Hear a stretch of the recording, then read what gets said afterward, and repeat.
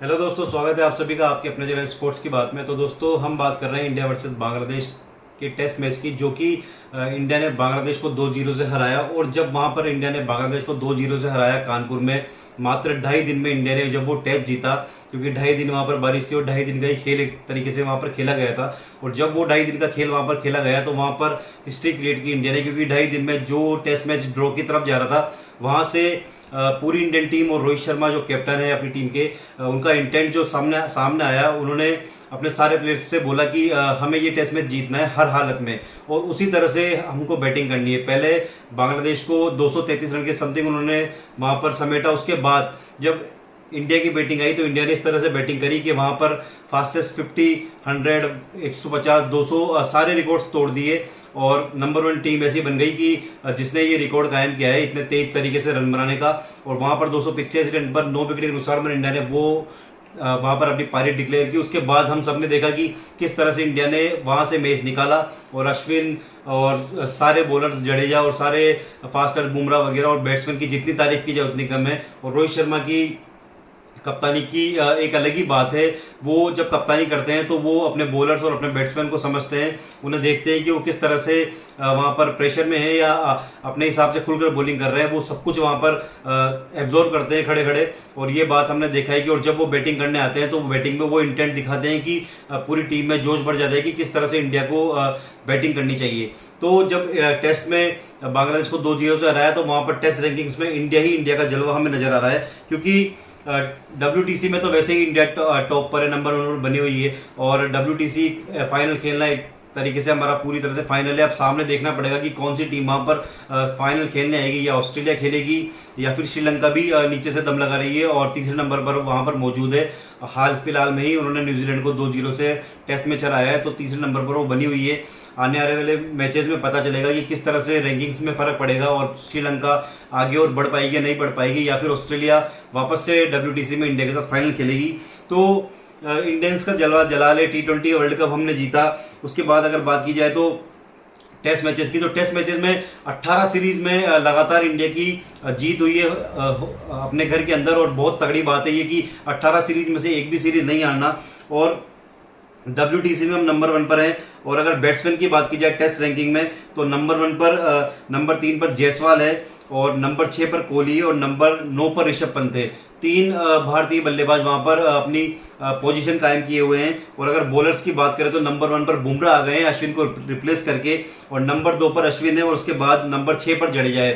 तो बॉलिंग में, बैटिंग में सब तरफ इंडिया का जलवा है, और जो जलवा हमें दिख रहा है वो ही पता लगता है कि WTC में हम क्यों नंबर 1 है, क्योंकि हमारे ऑलराउंडर्स, हमारे बैट्समैन और हमारे बॉलर्स और उनकी जो फील्डिंग है वो काफी तगड़ी है, और सारे फॉर्मेट में मतलब सब तरीके से वो काफी तगड़ा प्रदर्शन कर रहे हैं। तो जब अगर ऑलराउंडर्स की बात की जाए तो नंबर 1 पर जडेजा है, नंबर 2 पर अश्विन है, और नंबर 7 पर अक्षर पटेल बने हुए हैं, जो कि हाल फिलहाल में भी खेल भी नहीं रहे, और अगर वो खेले तो हो सकता है कि इससे ऊपर भी हो जा सकते हैं। तो जो बंदा हमारा खेल नहीं रहा वो भी नंबर 7 पर बना हुआ है। तो इससे पता लगता है कि इंडियन टीम कितनी मजबूत है। और इंडियन टीम WTC फाइनल अभी तक हाल फिलहाल में कभी नहीं जीती, लेकिन 2 बार वो खेली है, जीती नहीं, लेकिन वो जीत सकती है। और ये हम जानते हैं कि उस टीम में कितना पोटेंशियल है। ऑस्ट्रेलिया भी ऋषभ पंत और इन जैसे खिलाड़ियों से हाल फिलहाल में जब पॉन्टिंग और बाकी खिलाड़ियों के, ऑस्ट्रेलियन खिलाड़ी के स्टेटमेंट निकल के आए थे, तो उन्होंने बताया था कि ऋषभ पंत और जयसवाल हम कह सकते हैं, इन सबसे उन्हें काफी डर लगता है कि वो आक्रामक खेल खेलते हैं, और उसी तरह का खेल अब इंडिया को बॉर्डर गावस्कर ट्रॉफी में भी दिखाना है।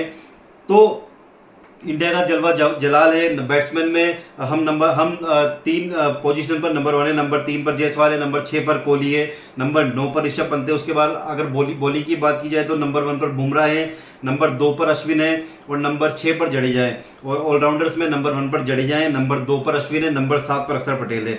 तो स्पिन और फास्ट बॉलर में हम नंबर 1 मिला था।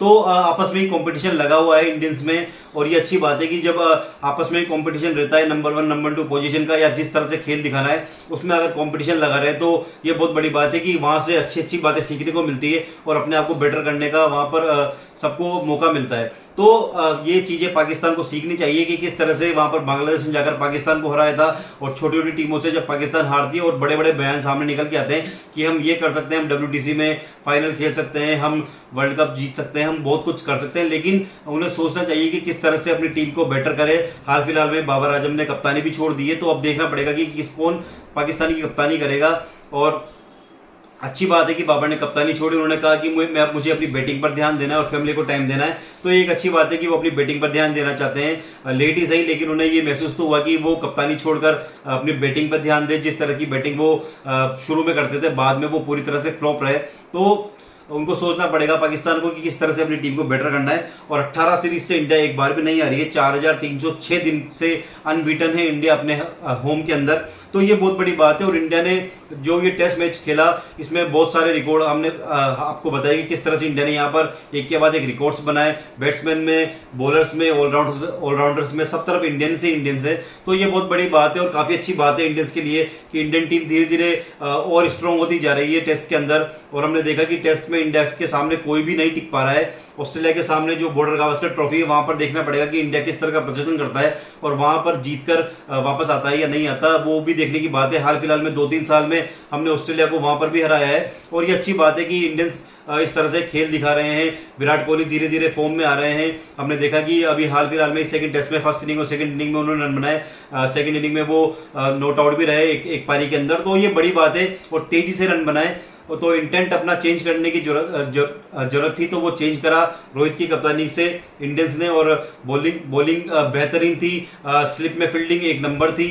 जायसवाल धीरे धीरे बढ़ते जा रहे हैं। जायसवाल 11 टेस्ट मैच खेले हैं, उसके बाद भी नंबर 3 पोजीशन पर बने हुए हैं, मात्र 11 टेस्ट मैच खेले हैं। और T20 में भी वो नंबर 4 पर बने हुए हैं। तो अभी ODI तो उन्हें खिलाया नहीं गया। तो ये अच्छी बात है कि इंडिया के पास जो यंग टैलेंट है उनकी भरमार है, कोई कमी नहीं है इंडिया के पास। बैट्समैन में पहले हम हमेशा हावी रहते थे, हम शुरू से देखते हैं, लेकिन अब बॉलिंग और ऑलराउंडर्स में भी हम हावी हैं। तो ये एक अच्छी बात है इंडिया के लिए। और इंडिया WTC जीतेगा, आप हमें कमेंट करके बताएं, या नहीं जीतेगा, या क्या होगा इंडिया का, आने वाले टाइम पे पता लगेगा। आप हमें कमेंट कीजिए और प्लीज़ इसी तरह हमारे चैनल को सब्सक्राइब कीजिए। Thank you so much.